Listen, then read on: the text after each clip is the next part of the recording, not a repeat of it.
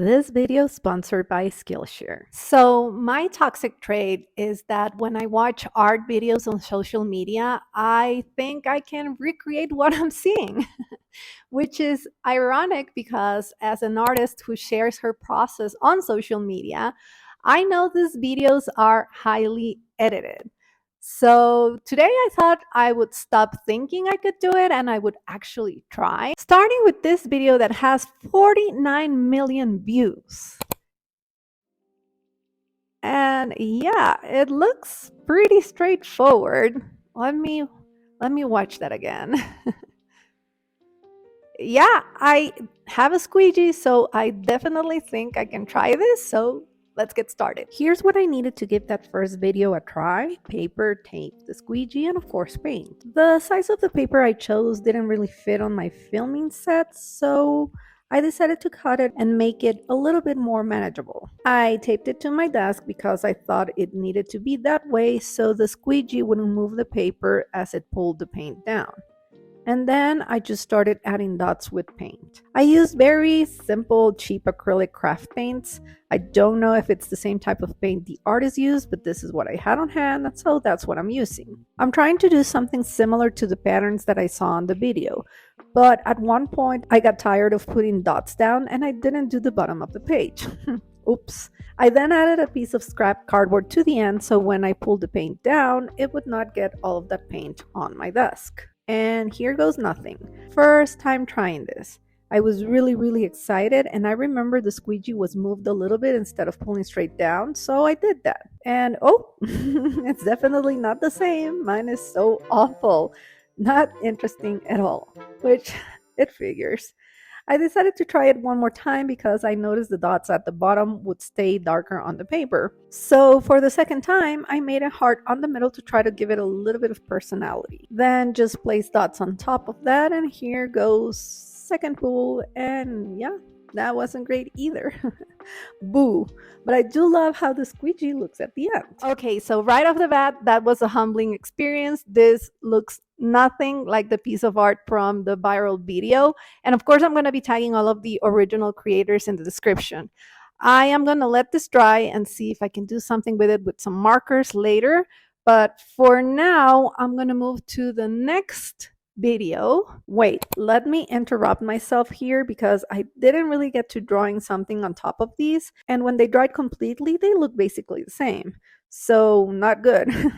I did really like this corner on this one. So I'm just going to crop that digitally and make a mock-up with it just to have a little win from this process. I mean, it's the second win that goes beyond the first one, which is me having fun.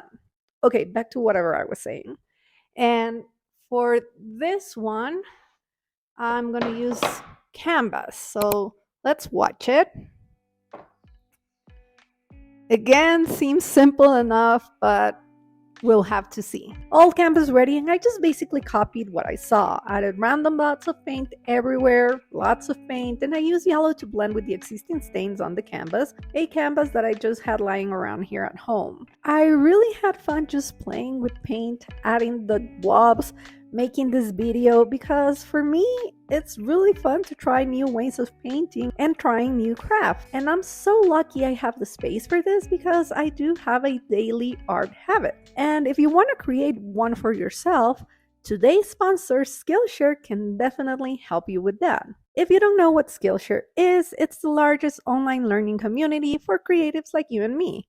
They offer thousands of classes across many different creative categories like illustration, content creation, watercolor, painting, photography, and that's just some of them. They are constantly adding new classes and they are led by leading industry creatives and made for creatives. And you won't be doing it alone since Skillshare has a learn by doing approach in which you can share the projects you create with your class and community. And an example of a great class to start that daily art habit is this class by Sanina Navid, where she proposes a 30-day painting challenge in which she guides us into the joy of short art sessions where you can still create a beautiful mini piece of art. Nothing like a daily art challenge to build the habit. So if you really want to start to have a daily art habit, you can start right now with the support of Skillshare, because the first 500 people to use the link in my description will receive a 1-month free trial of Skillshare. How great is that? But back to my studio and my second attempt at recreating viral art, and it was time to spread the paint. I started with this flat brush. I thought it was going to be easier to use, but I don't know, this brush was super scrapey. It was hard to pull the paint and it was leaving white spaces. So then I switched to a flat, large brush, and honestly, I like how that looks much better. But I went back to the first one because the paint looks thicker this way. And again, this was looking so messy, not nice or satisfying like the video. I think it's all about practice and how you move your brush and how much paint you have in. I had to go back to the corners to add more paint, and that was it. Was it? No, because I saw a tiny blank space still.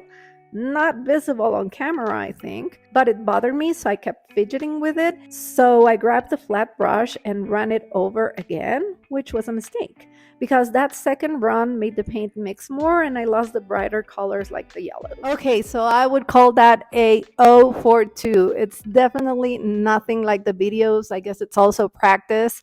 I cannot raise it right now because there's so much paint and it's so wet, but I'll show it to you once it dries at the end of the video. And for now, let's move to the next one.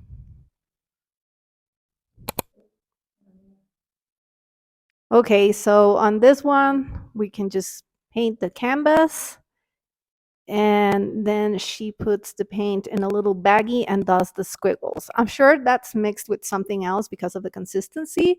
So we're gonna try to make that. Again, I'm using a canvas that I already had in my studio. This one was already painted, so I had to change the base color. Most of the videos from this creator had a gradient as a background, so I'm going to do that. These are cheap paints, so I needed a first layer to cover the gray, and I'll need to add more when that dries. But before that, if you're wondering why all of a sudden I'm on the corner of my desk, off to the side, trying to recreate these pieces, it's because I was filming this on a weekend and I was at home with my kids, and my daughter needed half of my desk to work on a piece for her art class, and apparently my beautiful professional easel that I have right in front of my desk, it's not comfortable, and it's like, so here we are, we were sharing the desk. Anyhow, the first layer dried and I was able to cover this little canvas with the gradient from pink to light purple, and we were ready to create the mix. I thought I would use this modeling paste that I have. This is the consistency. I got some out and I mixed it with paint, made it darker, and then added more paste because I thought I had too little of the mix. Then, after helping my canvas dry with a heat gun, I placed this mixture on a plastic bag, snipped a tiny bit of the corner, and went for it. So far, so good. This was not that hard and very enjoyable. As always with practice, you'll probably get better results. And as I was working, I was even thinking you could do squiggles and then hide cursive words in there. So much fun. The only downside was that I got a lot of purple mixture left, and I was sad because it was definitely a waste since I had no idea on how to use that.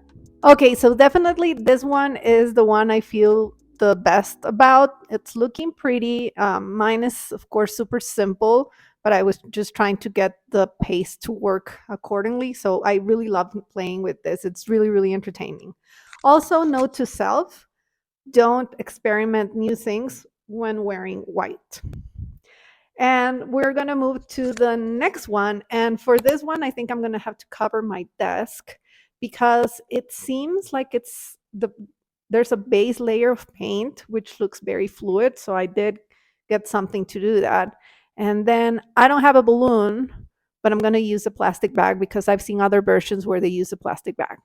Let's try. Watch me completely disregard what I just said, and instead of protecting my desk, I just jump right in. For this one, I'm also using a canvas, and I have acrylic paint ready and also this acrylic pouring medium. In a second mixing cup, I mixed the paint and the medium and poured it all over my canvas. I tried to help it spread with a brush and it looked terrible. I thought maybe it would even itself out, but it never did, so I thought it needed more paint, which I mixed and placed on top. Tilted the canvas a bit to try to even that base layer out and grabbed a plastic bag. I tied a knot on its side and flipped it, and with the bag ready, I started pouring some paint like they do in the video, making circles. I tried to stamp it with the bag and it didn't work at all. Maybe because to fill it, I just tried to blow in it and fill it with air and it was flimsy. I don't know.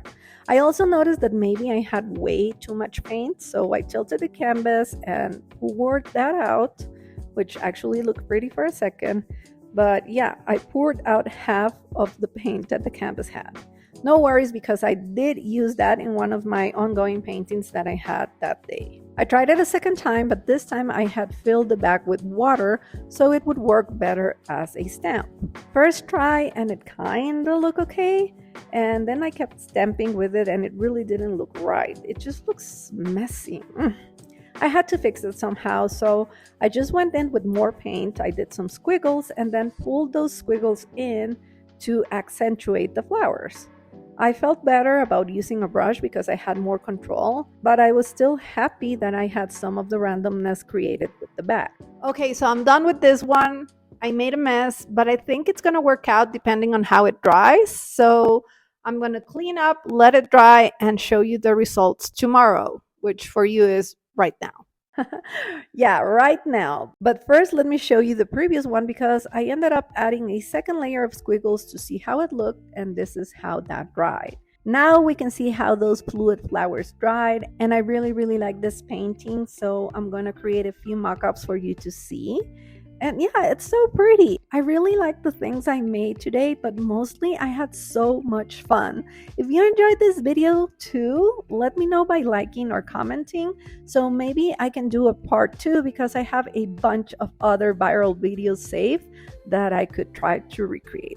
That's it from me today. Hope you're having the most wonderful day, and I'll see you next time. Bye!